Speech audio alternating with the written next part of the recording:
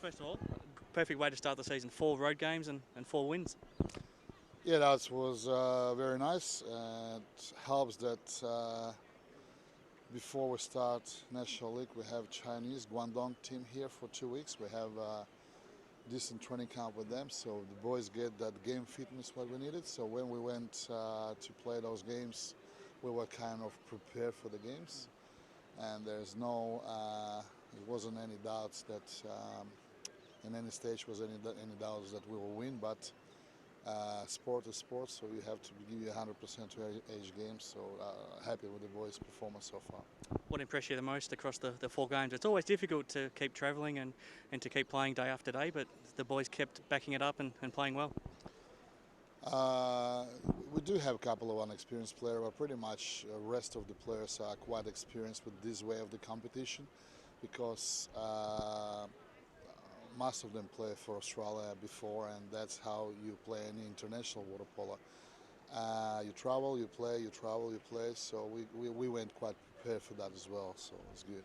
Pretty handy to be able to add Quinny back in for the weekend and for him to celebrate his 300th game with a couple of wins in Melbourne.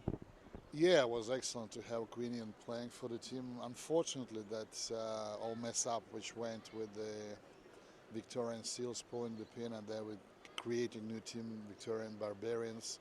Now it was like not the best way to celebrate his 300, but we celebrated with the win, so it's still a good way to do it. He's not the captain anymore, but he's a natural leader around the group. And in your time here, how impressed have you been with everything that he brings? I mean, I took Luke as a coach when he was only 14, and so all his playing career will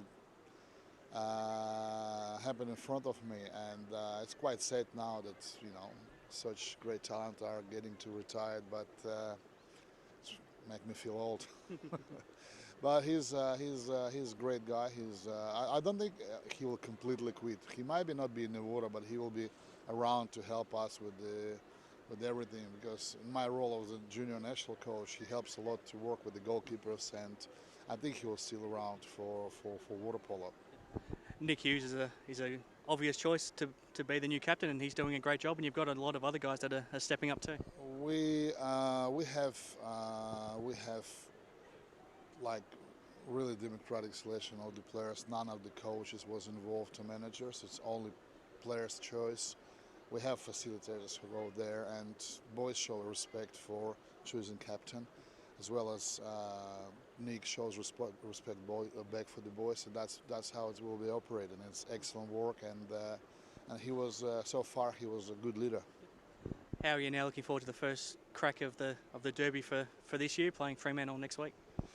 I never take it as a derby. For me, it's another game which we have to perform. We have to learn from mistakes. For me, derby, if we up to go to the finals and play against them there, that will be derby. This game is very important, but that's to set where you are and to see what you have to do through the season. What about the Premier League win where you beat a lot of the same players played in that grand final that'll play in that game next week? Do you take a little bit of confidence out of having got that win, and was it at least a nice moment to get to celebrate another victory? To win local competition, it's always a good achievement, but it's completely different competition. The players are different, environment is different, feeling is different. So I expect that will be a completely different game. So as well as for the national league, there's a few players who was not available for that final game. They will be playing there for them as well as for us. So I think it's really open. It's very hard to say who is a favorite for that game, because it's like top competition in the country, and everyone try to show the best on it. Do you feel any different coming to this season as the defending champions? Does anything change, or is it just, do you just try to keep it business as usual?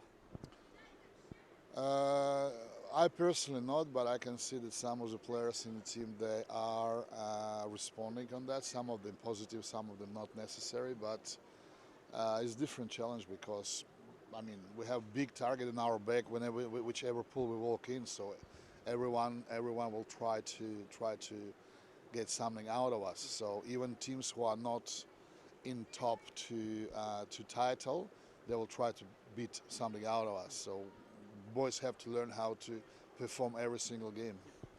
What about the start of the season where you don't play at home for a little while? You play all of your road games before you play at home. It's a different challenge, but is it something that could work in the positive if you can keep winning like you are, and then you've got the home games to look forward to?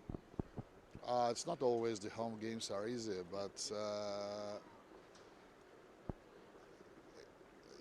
like when National League draws coming, you just look at it as games, and you just put your planning together to get ready for every single game, and it doesn't matter you play home or you play away. So for me personally, it's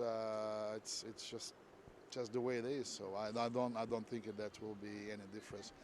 Some people believe it gives us some advantage because last 11 games playing at home we can, but you know we still have to play first 11 as well.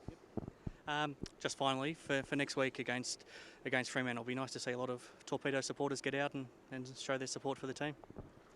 Not only next game, any game, it's very important to see people come and support them, and we start to become quite famous with the atmosphere what we bring for our home games. So I would like to see a big crowd this year because that helps the boys a lot.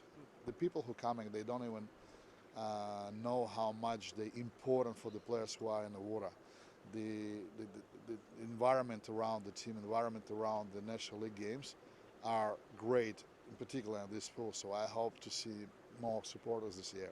Perfect. Thank you. Good luck next week. No worries, man.